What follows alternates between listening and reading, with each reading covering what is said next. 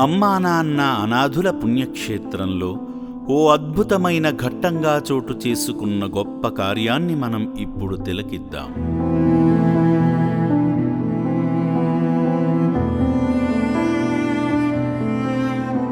మనకు కనిపిస్తున్న ఈ అమ్మాయి పేరు ప్రియదర్శిని. గత 4 సంవత్సరాల క్రితం చౌటుప్పల్ ప్రాంతానికి జాబ్ సర్చింగ్ విషయమై వచ్చిందట. డిగ్రీ కూడా చదివిందట.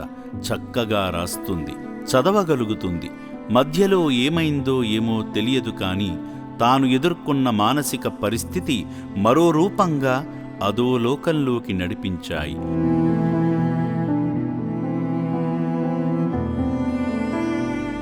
అమ్మా నాన్న అనాథుల పుణ్యక్షేత్రం ఫౌండర్ గట్టు శ్రావణీ శంకర్ గారు ఈ ప్రియదర్శినిని ఓ ఇంటర్వ్యూ రూపంలో తన జీవితానికి సంబంధించిన ప్రశ్నలను అడుగగా చక్కని సమాధానాలను తెలియపరుస్తుంది.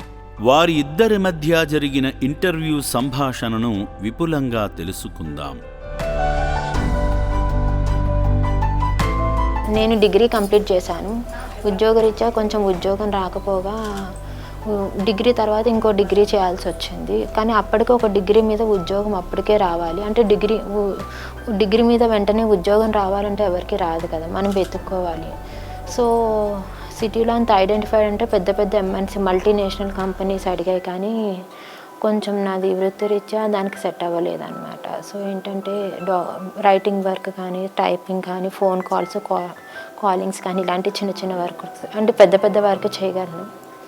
మీరు ఏమైనా వర్క్ నాకేమైనా నా క్వాలిఫికేషన్ గుర్తించదని వర్క్ ఇస్తే వర్క్ చేస్తాను.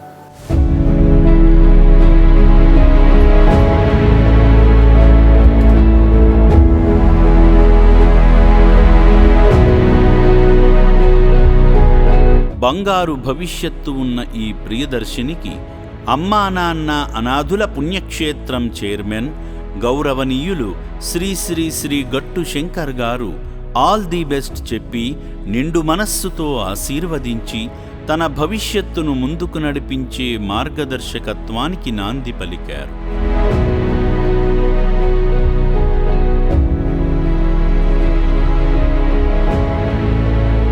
మరుగున పడ్డ ప్రియదర్శిని జీవితం ఇప్పుడైనా వెలుగుబాటలోకి నడవాలని మనస్ఫూర్తిగా కోరుకుందాం. ఓం శ్రీ పుణ్యలింగేశ్వర స్వామియే నమః.